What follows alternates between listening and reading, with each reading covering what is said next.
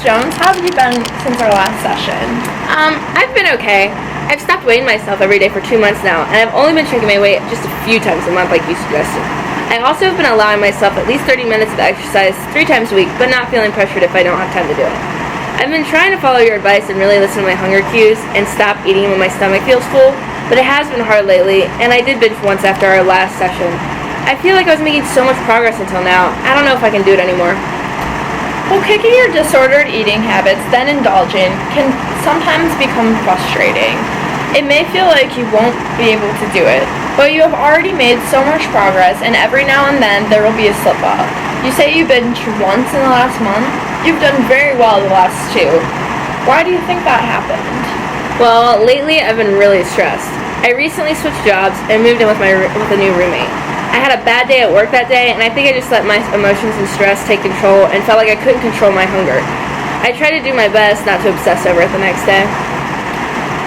Okay, good. That's a big improvement. I know we set goals to stop dwelling on the past 3 months ago, and I'm glad to see that you are improving that area.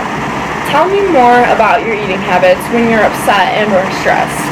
Well, there have been a few times I've been able to control my hunger when I'm upset, and I was really proud of myself for that. But then, the one time, I just felt like I couldn't help myself. It's so frustrating because I thought I was making so much progress. Yes, you have actually made a lot of progress. Like I said, there will be slip-ups. But the important thing is to stay on track and keep working towards your goals. Since you're stating that the emotional stress tends to make you feel the need to turn to food, are there any other hobbies or activities you enjoy to do in your spare time? Yeah, I actually really enjoy doing yoga, and I do like to take my dog on runs after work. A good start could be trying some yoga or taking your dog for a short run when you're feeling emotional. This way you won't feel the need to indulge in food for relief. Is that something you think could work for you? Yeah, that seems like a good idea. I didn't really think of that as a better alternative. But I don't know if I'd actually motivate myself to do those things if I was upset. Okay, can you tell me why you don't think you'll motivate yourself to do those things instead of indulging in food? Well, sometimes I don't get home from work till at least 8 p.m. And by that time, I'm exhausted and unmotivated. I don't think I'll actually take the time to do yoga or walk my dog. If you had to pick a time limit for the most amount of time you do yoga or run with your dog, what would you say? I would say probably 10 minutes if I got home from work and it was late and I was tired. Okay, well, it's good that you were aware of what is making you feel the need to indulge in food and realizing that there are maybe other possibilities to relieve your emotional stress. It's also good to recognize that you may not be interested in these activities if you are really tired. Today, I want to make a SMART goal for you to keep in mind. Are you familiar with what a SMART goal is? I think I've heard of it before, but I can't really remember.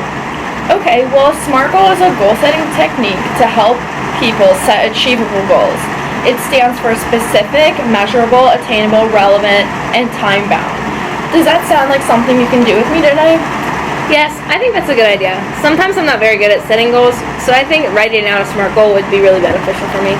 Tell me why you don't think you're good at setting attainable goals.